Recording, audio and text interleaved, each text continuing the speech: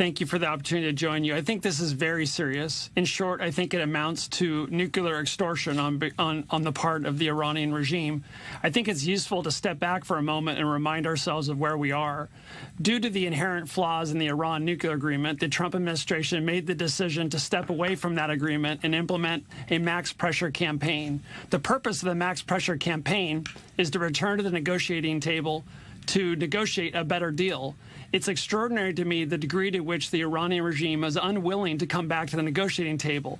Instead, they sabotage tankers. They shoot down an American drone in international airspace. They launch cruise missiles at one of the most important energy facilities in the world. And now they're resorting again to nuclear extortion. So it just demonstrates to me the degree to which this regime is determined to develop a nuclear weapons capability. So Bradley, at what point does the United States say, okay, this maximum pressure campaign is not working?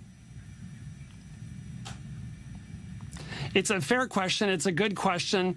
I don't see that the U.S. has a lot of choice. Because the Iran nuclear agreement was so weak, it provided a patient pathway for Iran to eventually develop a nuclear weapons capability.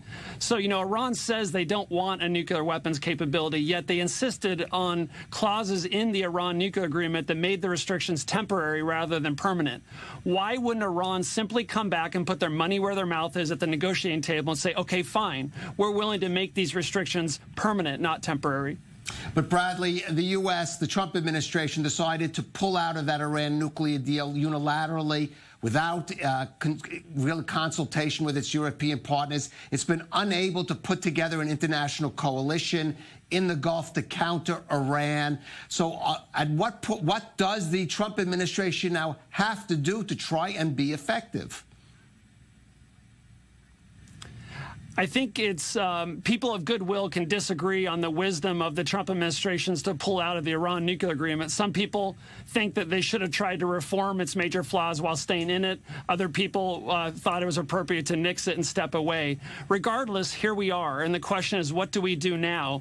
And I think the longer that the U.S. remains divided from its European partners and allies, the more that Iran is going to exploit those differences and the more likely, frankly, we are to have conflict. So I think the best thing right now would be for the U.S. and particularly the EU3 to unify around the fact that we want Iran to return to the negotiating table.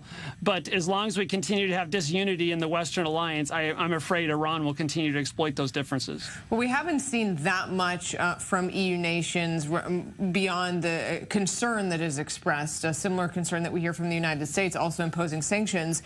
Are you concerned that the United States has not gone far enough to show that it will try to deter Iran to take action, for example, in the Gulf?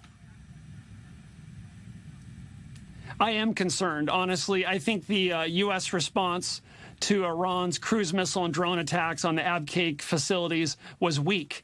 I think that weak response risks leaving the regime in Tehran with the impression that they can get away with that kind of activity.